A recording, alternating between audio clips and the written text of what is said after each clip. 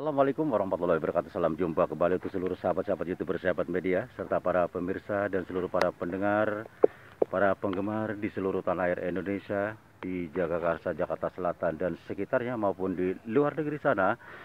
Semoga senantiasa tetap dalam lindungan Allah Subhanahu wa taala. Untuk seluruh sahabat-sahabatku, baik sahabat media maupun sahabat-sahabat YouTuber maupun seluruh para pemirsa di mana saja berada yang selalu aktif mengikuti kajian kami di sini. Saya pribadi Bung Jepri selaku pemandu pembawa acara Radio RAS yang ada di channel Sadam mengudara kembali untuk Anda untuk melakukan tanya jawab kisah nyata dalam edisi religi.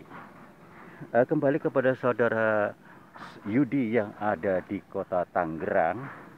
Beliau menyampaikan lewat atensinya melalui studio kami Radio RAS yang ada, minta dijelaskan dengan adanya pengobatan haram yang tidak disyariatkan oleh Islam yang ada. Kembali kepada saudara Yudi yang ada di kota Tangerang. Terima kasih atas bergabungnya Anda bersama Radio RAS yang ada di channel Al-Sadam. Sebetulnya ini saya sudah singgung dulu ya, karena videonya saking banyaknya barangkali ya. Tidak ada salahnya akan saya jawab pertanyaan Anda, yaitu pengobatan yang haram. Saya akan nanti jelaskan dan sekaligus pengobatan yang disyariatkan oleh agama ya. Saya akan mengambil dari riwayat junjungan Nabi besar kita Nabi Muhammad SAW. Namun saya akan paling utama saya akan jawab pertanyaan saudara Yudi. Mudah-mudahan Anda langsung bisa menyimak adanya ya. Kembali mengenai pengobatan yang haram, bahwa Nabi bersabda, innallaha anzala da'a wad dawa'a wa ja'ala likulli da'in dawa fada wa waw wala tada waw bil muajjam. Sesungguhnya Allah menurunkan penyakit dan obatnya dan menjadikan setiap penyakit ada obatnya. Maka berobatlah dan janganlah kamu berobat dengan yang haram. HR Abu Daud. Dalam hadis lain disebutkan 6, yang artinya sesungguhnya Allah tidak menjadikan pengobatan untukmu dari apa-apa yang diharamkan untukmu. HR Bukhari. Nabi juga bersabda yang artinya Rasulullah SAW melarang pengobatan dengan yang najis. HR Abu Daud. Tentang adanya kamar yang akan dijadikan sebagai obatlah diriwayatkan oleh Tariq bin Suwaid al-Jufi yang telah bertanya pada Nabi tentang minuman keras, kamar yang telah dilarang oleh Nabi itu yang tidak disukai untuk dibuat olehnya. Tariq menyatakan sungguhnya aku membuatnya untuk obat. Maka Nabi bersabda, innahu laisa bidawain walakinna huda. Sesungguhnya kamar bukanlah obat tetapi penyakit. HR Muslim. Dengan demikian berobat dengan yang haram seperti kamar atau arak telah dilarang dalam kedokteran Nabi, walaupun hanya 1 sendok yang dibenarkan oleh sebagian dokter menurut resep yang ditentukan olehnya. Dan di dalam dosis yang terbatas Islam telah mengharamkan yang demikian, karena jika sedikit dibolehkan maka dengan jumlahnya yang banyak tentu diperbolehkan. Sedangkan dalam hadis disebut apa yang didapatkan bukan memabukkan, jika diminum banyak maka dengan sedikitnya juga haram. Ini hadis ya. Ini berarti dalam kedokteran Nabi telah ditetapkan haramnya makan atau minum yang merusak akal atau najis. Karena itulah tidak dibenarkan seseorang berusaha mendapatkan penyembuhan dari zat-zat yang dapat membawa kepada penyakit seperti kamar, bir, whisky, racun daging ular, zat-zat yang kotor dan minuman keras yang lain.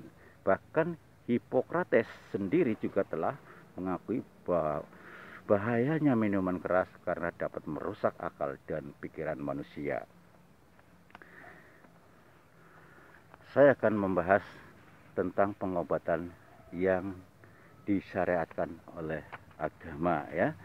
Bahwa dalam kedokteran Nabi telah ada keterangan telah pengobatan melalui doa. Hal ini telah disebutkan nama hadis yang diriwayatkan oleh Utsman bin Abil As yang telah mengadukan dirinya pada Rasulullah SAW tentang kesakitan yang ia derita sejak masuk Islam. Lalu Nabi bersabda, letakkanlah tanganmu pada badanmu yang sakit dan bacalah Bismillah, Bismillah, Bismillah 3 kali.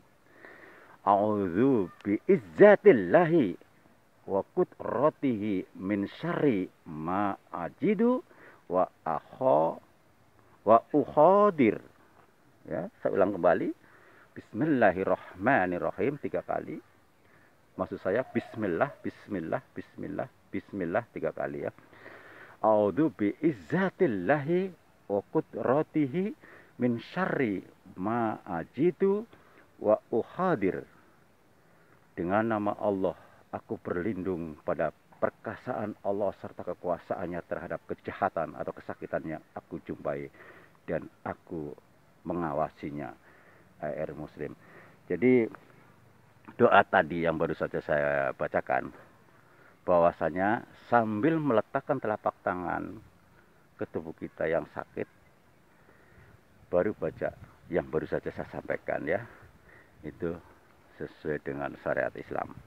Di samping itu dapat pula dengan membaca surah Al-Fatihah yang merupakan Ummul Quran, dijadikan sebagai jambi-jambi dan menyembuhkan penyakit. Di samping perlunya berikhtiar pula dengan pengobatan alamiah ataupun yang berdasar resep dokter, dan khusus dalam masalah Al-Fatihah ini telah diakui sebagai doa untuk meminta kesembuhan, meminta kebahagiaan, melepaskan diri dari ketakutan dan kesusahan, bahkan ketika akan berikhtiar mencari rezeki. Bahkan Al-Fatihah dapat pula digunakan untuk menolak sihir, roh-roh jahat, dan setan-setan yang terkutuk. Walaupun demikian, semua doa bacaan tersebut, surat Al-Fatihah, surat Al-Ikhlas, surat An-Nas, Al-Falaq, ayat kursi lain, tidak boleh dilepaskan masalah ini kepada ikhtiar yang sifatnya alamiah. Misalnya mencari obat, meminta bantuan dokter, dan jika untuk menolak kejahatan yang bersifat lahiriah, maka diperlukan adanya alat-alat pengaman baik dalam bentuk senjata. Sedangkan jika akan digunakan untuk mendapatkan rezeki, maka perlunya berikhtiar seperti usaha dan arah perdagangan, dan begitu pula lah dengan hal-hal yang lainnya. Baik doa Fatihah maupun doa lainnya diperlukan caranya yang benar, yaitu disertai iman, takwa, salat, dan yakin akan sembuhnya atau perkaranya yang akan berhasil berkat pertolongan Allah.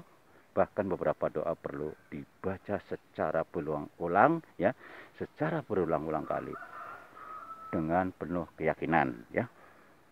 Hal tersebut dapat diperhatikan kisahnya seorang ulama yang bernama Ibnu Hasim al-Jauziyah atau murid Ibn Taimiyah yang telah menggunakan surat Al-Fatihah ketika berusaha akan menyembuhkan penyakitnya dengan mengharapkan bantuan Allah. Waktu itu ia sedang menderita suatu penyakit yang kebetulan dokter tidak ada dan obatnya pun tidak ada dimiliki. Dalam kisahnya ia menyatakan, pada suatu waktu aku berada di Mekah dalam keadaan badan sakit. Aku tidak mendapatkan seorang tabib atau dokter maupun obat-obatan. Aku selalu berobat dengan membaca surat Al-Fatihah setelah mengambil air zam-zam yang kemudian aku baca dengan secara berulang kali. Lalu aku minum air zam-zam tersebut. Aku lalu mendapati kesembuhan dari penyakit itu dengan sebenar-benarnya, dan kemudian aku selalu memperdagangkan, ya, berpegang dengan cara semacam itu pada setiap kali aku menderita kesakitan, dan benar-benar hal itu membawa satu manfaat. Lihat Zadul Ma'ad 4178 oleh Ibnul Hasim al-Jauziyah, ya. Dengan demikian doa dapat dijadikan sebagai pengobatan jika hal itu benar-benar diyakini oleh orang yang sedang membacanya, terutama setelah berikhtiar mencari obatnya atau dokternya sesuai dengan anjuran dalam kedokteran Nabi.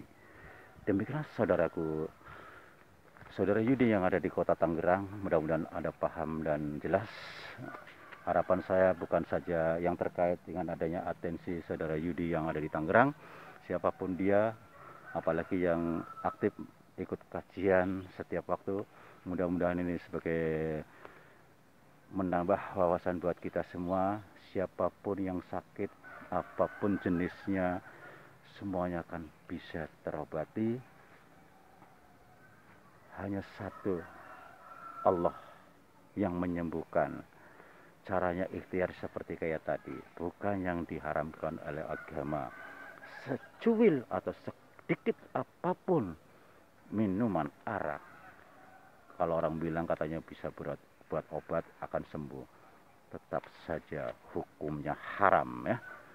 Apalagi minum air ular segalanya, macam-macam dan sebagainya. Jadi segala sesuatu yang diharapkan oleh agama itu hukumnya haram ya. Insya Allah kalau kita dengan dasar niat, ikhtiar ya, diamalkan berulang-ulang seperti yang baru saja saya sampaikan, Allah Maha Pengasih lagi Maha Penyayang. Insya Allah seberat apapun sakitnya, kalau kita sabar, mansabaro, dengan satu ikhlas niat, kita sendiri, apalagi kita orang yang paham, hafal membaca Al-Quran, ayat isi Al-Quran, gampang. Sambil tiduran pun bisa, telapak tangan sentuhkan ke bagian yang sakit sambil berdoa, ya.